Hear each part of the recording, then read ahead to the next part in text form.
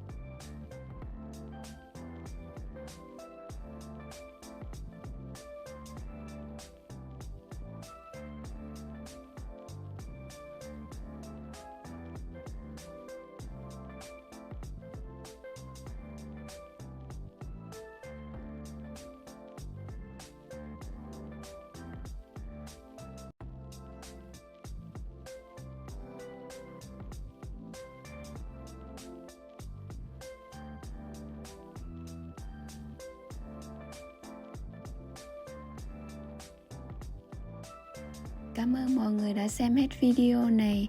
Mọi người ơi, làm ơn nhớ bấm like and subscribe kênh của mình với nhé. Cảm ơn mọi người nhiều.